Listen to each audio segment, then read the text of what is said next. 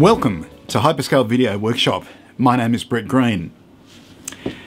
One of the minor consequences of COVID-19 has been that the Australian borders have been closed essentially for the last 18 months.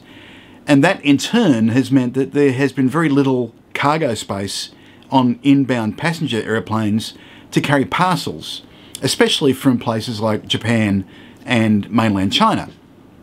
Now, I've gotten around that to a certain extent by waiting for kits to be released in the UK and then buying them from Hannants. But I noticed a couple of weeks ago that Lucky Model in Hong Kong had listed on their website the brand new Tamiya 1/48 scale F-4B Phantom II. Now, I've really been looking forward to this one. It's hard to believe though that it's around 5 years since Tamiya released their epoch-making F-14 Tomcat kit. Now, nobody could deny that the Hasegawa kits were very nice, but they were a bear to build. The Tamiya kit, on the other hand, when I built it in 2016, took me a total of 8 days in between everything else that I do, and was just a delight to build.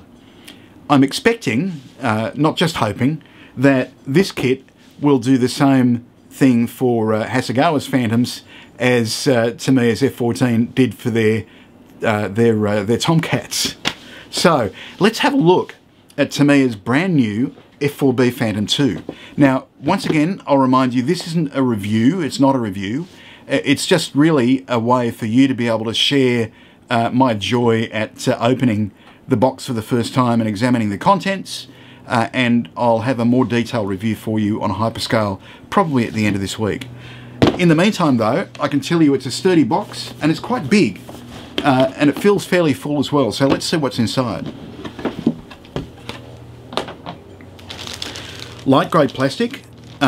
We have separate bags that are stapled. The first sprue is the wings. So we have the wings that are split into upper halves, and the lower inboard section is a single piece. We also have undercarriage doors, some avionics, and what appear to be various little mounts there as well. The surface detail, as you would expect, is gorgeous.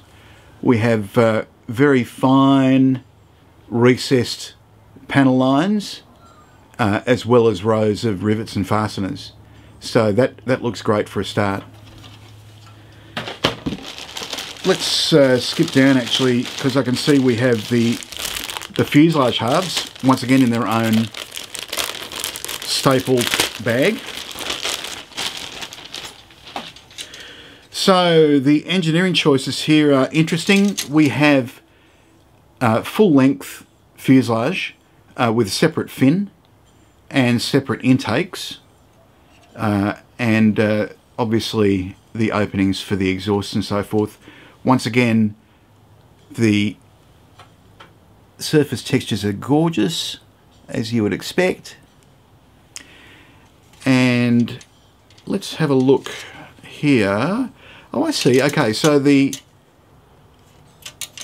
starboard fuselage half is actually split into a nose section and a mid and rear section, so presumably there are different variants that will have different configuration for the starboard fuselage half in future kit releases, if that makes sense. The next bag contains several sprues, and we have the stabilizers, drop tank. We also have burner cans, burner plates, exhausts, and various bits and pieces. So the main wheels are there, and there's a pilot here as well. So he looks pretty good. If you want to avoid the horror of ejection seat harness straps, then you can go with that little guy as well. That is the same sprue. So we've got that sprue times 2. Not surprising. And a third sprue. Sorry, another sprue. Actually, what I described as the stabilizers before, I think might have been the fin, because we got the stabilizers right here, and they're molded. The two of them are molded in one piece, which is probably a great idea because it'll make sure that the angle is correct. And we've got some inserts there for the stabilizers as well. We have also the intake, and yes, I think that's the intake ducting. It's the first time I've looked at these, so... Oh, interestingly, here we have another sprue with yet another variation of the stabilizers. So there are lots of alternative parts in here. Whether they're used for this release, I'm not sure, but we'll find out. The nose cone is included on this sprue as well. Okay, we have another sprue. This time it's not stapled, so I'll just get out the trusty Alpha knife.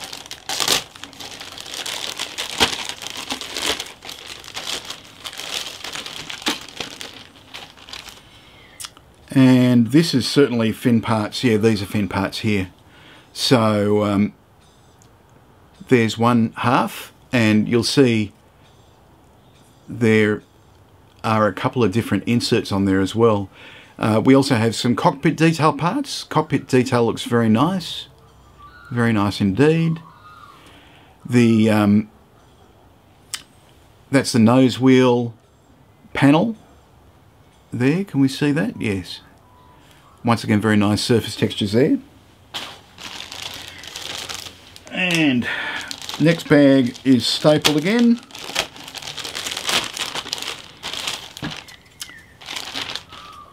And we have a big centerline drop tank, and we also have the main undercarriage bay with some really nice detail built into the center section of that. Very, very nice indeed.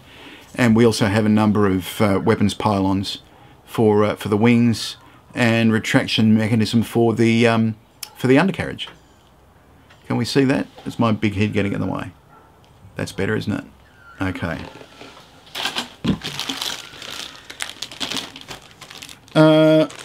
Looks like more weapons pylons, another panel there.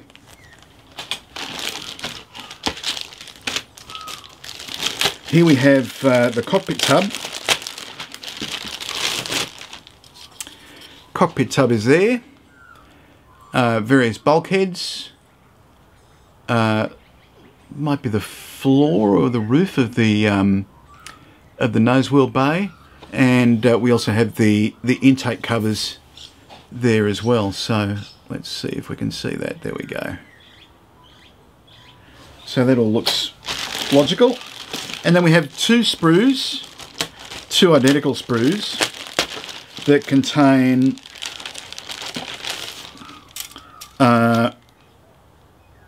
Sidewinder and Sparrow missiles by the look of it. So it looks like we'll have plenty of missiles for this particular kit. There they are. The final plastic sprues are the clear parts. And let's have a look at those. It's a cruciform canopy. There we go. So they look very clear. They look really nice. Very nice indeed. So we've got two separate opening sections, obviously, there, and then the center section as well. There's another little bag of clear parts as well. Pardon me. Plastic in my mouth. And that's for the closed canopy configuration. So that's a nice touch. And we have some light lenses and other clear parts on that sprue as well. So that's the end of the plastic parts. We also have a bag, sealed bag with decals. We'll have a look at those. So there's one large decal sheet with markings for 3 aircraft, including national markings there. There's a second quite large decal sheet in here as well, with a couple of unique markings, but mostly with lots and lots of tiny little stencils for those of you who like them. And for those of you who don't, there are still lots and lots of tiny little stencils. So there you are. And finally in this bag, we have the traditional Tamiya cut your own self-adhesive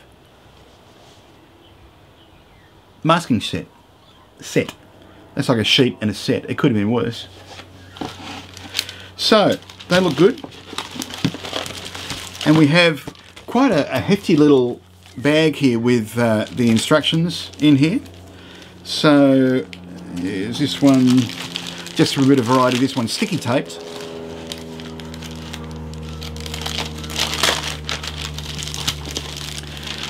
And sorry folks,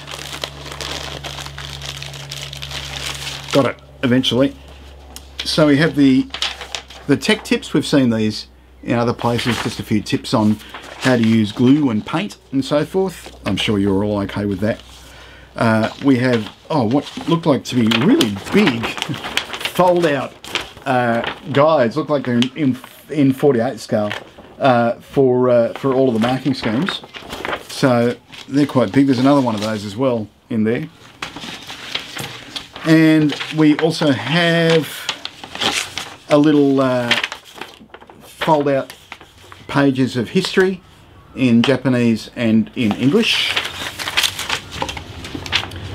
And finally, we have the instruction booklet itself. So there we are. It's 24 pages in length. I can tell that because I'm looking at the number 24 right down there. And there are 63 instruction steps in typical well illustrated, quite clear instructions here. And it looks like a little ripper. Well, this one's not going to stay in the box for very long. I will definitely be building this very shortly. On my workbench right at the moment though, I've got the Wingsy kit BF109E1. As you can see, it's already masked up and ready for spraying. So I will resist the temptation of putting this to one side. I'll actually finish it, but very shortly after that I'll be starting this Phantom, and I'll be sharing my impressions of building the kit with everyone out there in HyperScale land as well. Well, that's about all I have for you today. Very excited, and it looks gorgeous in the box. I have no reason to expect that the experience of building it will be any different from building the F-14 5 years ago, and that was glorious. So I would say, as soon as it's available, buy with confidence and build it. Don't let it sit on your shelf. From HyperScale Video Workshop, I'm Brett Green. Bye for now.